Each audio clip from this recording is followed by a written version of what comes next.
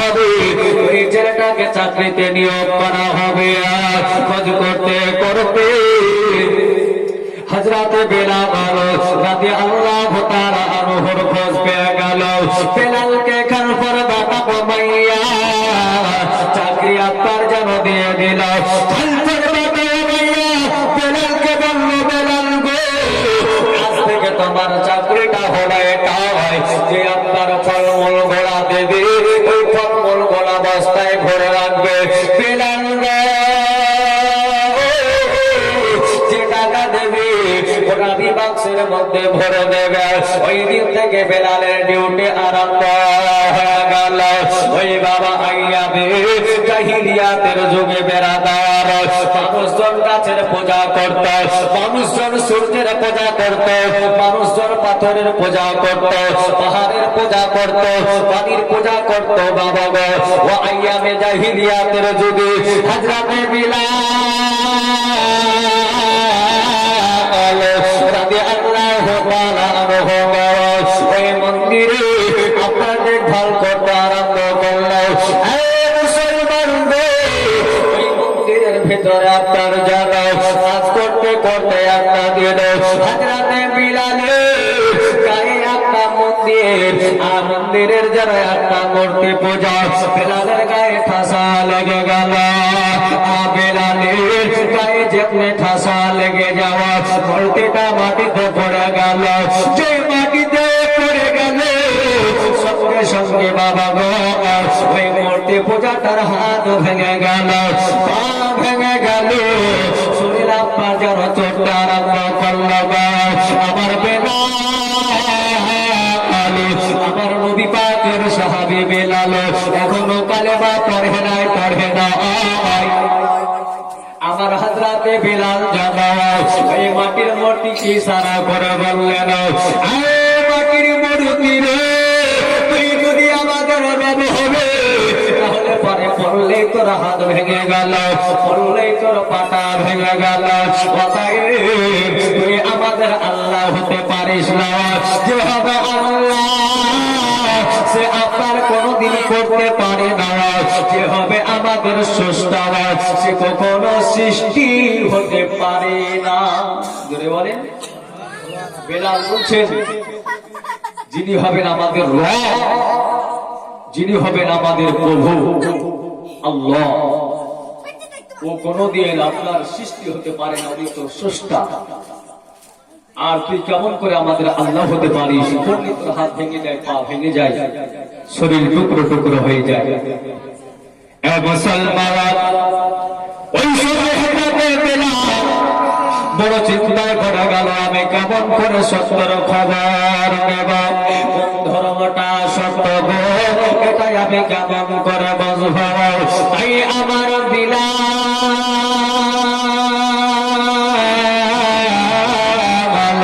সত্যের সন্ধান বেরিয়ে গেলেন।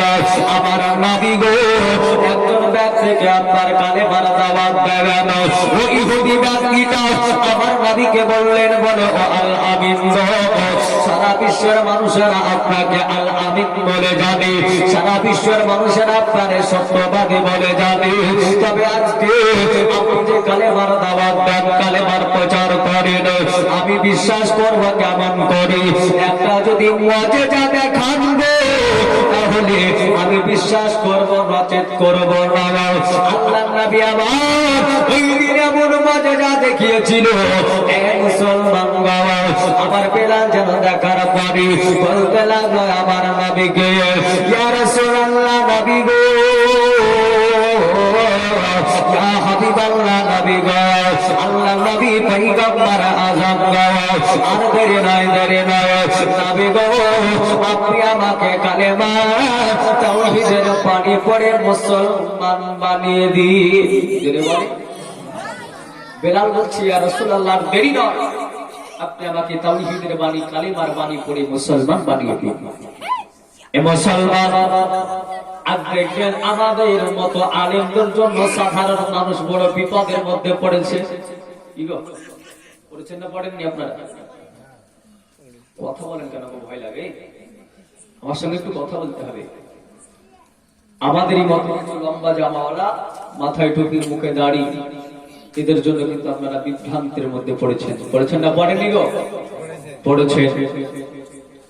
কারণ এর জন্য পড়েছেন একটাই মশলা, দুইটা মৌলবীকে জিজ্ঞাসা করলাম তো দুই ধরনের উত্তর দিল। দেয় না? হ্যাঁ, একটা মশলা একটু কথা বলতে হবে বাবা। আগে আসছে, ফাঁকাটা পূরণ করেন আগে।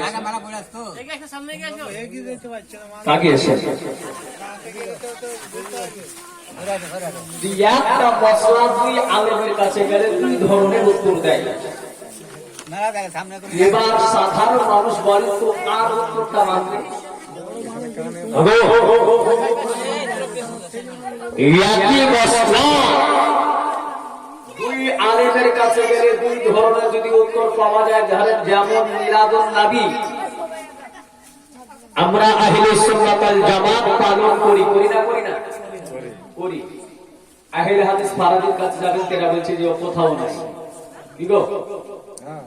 ও আলেম আমি আলেম, তাহলে আপনারা এবার প্রশ্ন তো করবেন না? যে আপনি বলছেন আছে, বলছেন নাই, দলিল দেন, প্রশ্ন করবেন, জানা থাকলে প্রশ্ন করবেন, সে যেই হোক, আমি হোক আর যেই হোক, প্রশ্ন করবেন। আলেমেরও দোষ আছে, আপনাদেরও দোষ আছে। বলে কেমন করে? বলে একই মশলা দুই রকম আলেম দুই রকম উত্তর দিয়ে চলে গেল, আমরা ধরার কেউ নাই। এর জন্য ওরাও বিভিন্ন রকমের মতভেদ করে চলে যায়। তো যেটা বলছিলাম, এই যে মিলাদুন নবী আমরা পালন করি, একজন আলেম বলছে আছে আর একজন বলছে নাই। আদৌ তো কোরআন হাদিসে কোনটা আছে? কথা আমার বুঝতে পারছেন তো? একই মশলা দুই রকমের উত্তর কেন হলো? মুসলমান আব্বাজান ভাইজানেরা, মা বোনেরা, একদম ভালো করে শোনো। আল্লাহ রাসূল সাল্লাল্লাহু তাআলা আলাইহি ওয়াসাল্লাম বলে দিয়েছেন, আমার সাহাবাগণেরা রে, আরে সাহাবাগণেরা শোনো, আমি রাসূল আজ তোমাদের বলে দিলাম, কুল্লুহুম ফিন্নার, সবাই দুজকে যাবে, ইল্লা বিল্লাতান ওয়াহিদাতান, কেবলমাত্র একটা দল বাদে। সাহাবাগণ আওয়াজ করলেন, ওয়ালা মান হিয়া ইয়া রাসূলুল্লাহ, নবী আপনি বলে দিন ওই দলটা কোন দল?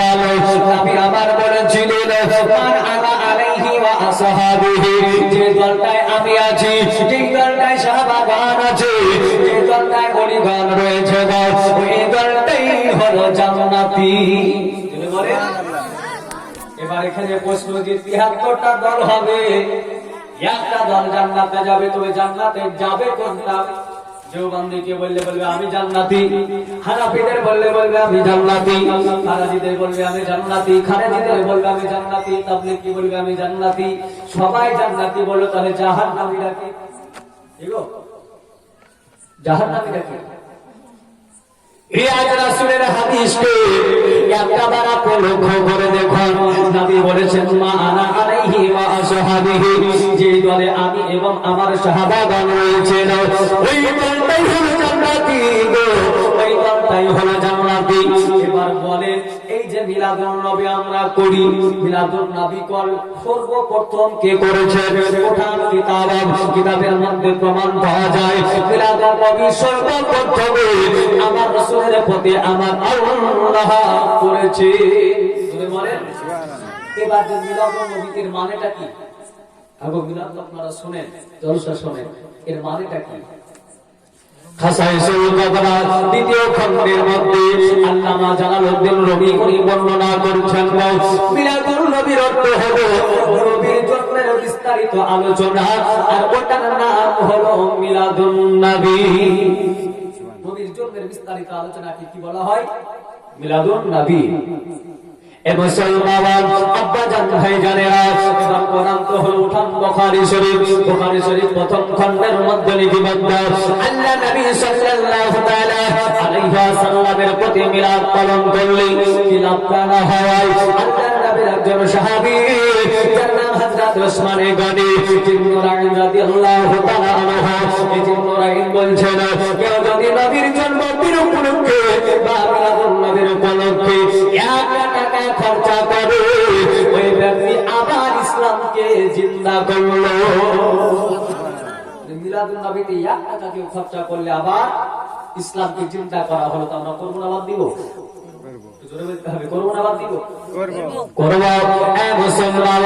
তারপরের চ্যাপ্টার মধ্যে আল্লাহ নবীর আরেকজন সাহাবী যার নাম হযরত আবু বকর সিদ্দিক, যে রাসূল সাল্লাল্লাহু তাআলা আলাইহি ওয়াসাল্লাম বলেছিলেন, বলে আবু বকর আবার হিজরতের সাথে তুমি গাও, আবু বকর আপনার কবর মোবারক আল্লাহ নবীর নিকটে ঝাঁকাও।